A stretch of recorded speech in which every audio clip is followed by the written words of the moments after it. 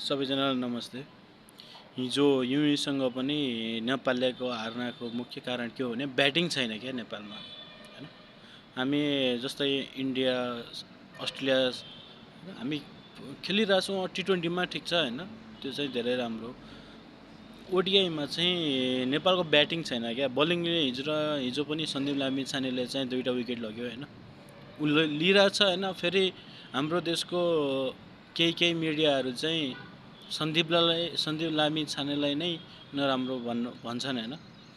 तर पनि सन्दीप लामिछाने भनेको यस्तो हो कि नेपालको गहना हो कि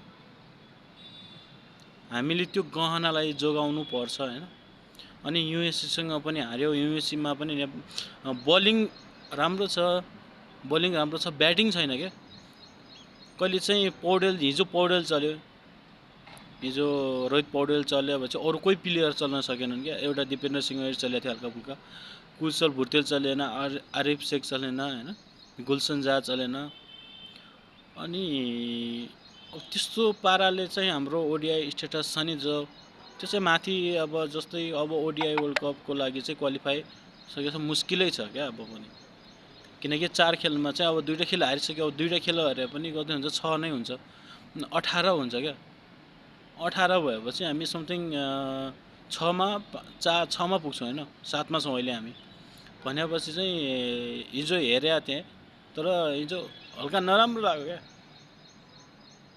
हैन। आफ्नो देश मतलब टी20 क्वालिफाई भयो, त्यसमा पनि वेस्ट इन्डिजसँग खेल्यो हैन। हल्का एक्सपिरियन्स चाहिँ लिइरहेको थियो क्या। तर पनि ओडिआईमा चाहिँ हाम्रो देशको नेपालको किन ब्याटिङ छैन त के? न ब्याटिङ कोच नभएर हो कि हैन।